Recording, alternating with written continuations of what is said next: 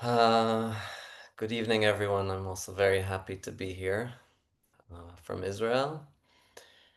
And I'm happy for your comment also, Cornelius, because that's exactly where I wanted to start with my words of as we were preparing for this Zoom call and the workshop we're preparing for, and our previous workshops called Sacred Warriors.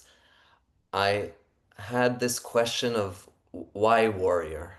Like why why can't we just leave this whole war and warrior idea behind and just exclude it? Like let's live in a world that doesn't have war and then we don't need warriors and it would be much easier.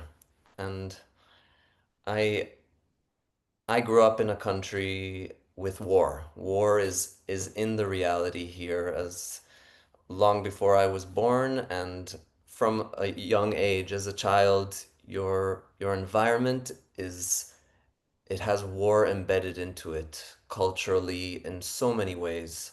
And for me, my high school years, 16, 17, 18, the thoughts as a young boy were, where am I going to in the military? How do I train to become the best warrior? And that was really so strong in the culture to be, I wanted to be in the elite unit, which I ended up going and becoming this warrior that has the weapon and has the muscles and has the persona of I'm strong and I'm invincible and I really remember that feeling going home to my house in Jerusalem in uniform with my gun and feeling nothing can stop me.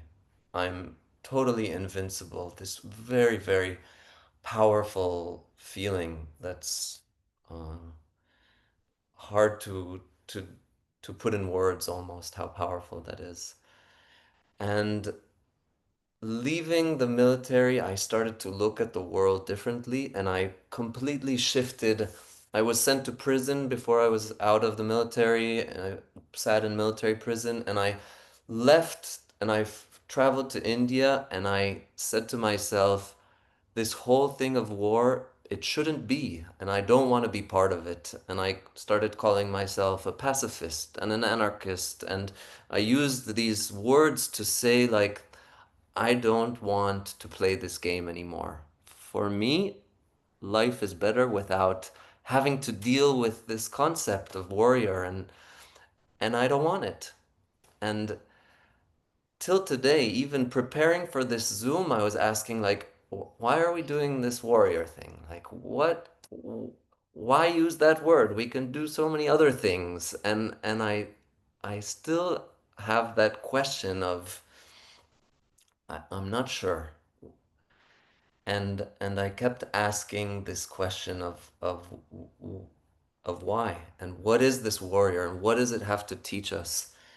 And the closest answer I could get to was as as long as there is war happening outside or inside, the warrior is the energy that will help me to channel it in the best way possible. And to add the word peaceful to warrior makes it into it brings in that idea or that feeling or that sense that the warrior has that possibility to be in peace while facing or confronting a war that is happening. So to me, that's where I want to start. Something about acknowledging or accepting the existence of war, which to me is so obvious living in a country that has war. But I think for men, there's wars of all kinds that we meet with our families and with our work and with ourselves. And I'm lucky in a way to see war on a daily basis because it's obvious. I can't ignore it, so I have to work with it.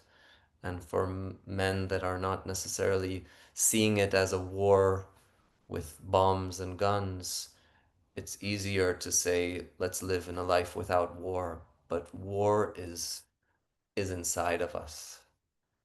And and that's how I see us stepping into this quest together to ask ourselves and find out together and help each other to discover what it means to us in our own lives to be a peaceful warrior, or how to bring some of that in, and what would that change? What are the things in my life that need this peaceful warrior to change something? If everything is perfect, then maybe you don't need us, and maybe you wouldn't be here, and maybe we don't need to discover the way of the peaceful warrior. But it feels like for most of us, there's something that we are longing to bring in something else. And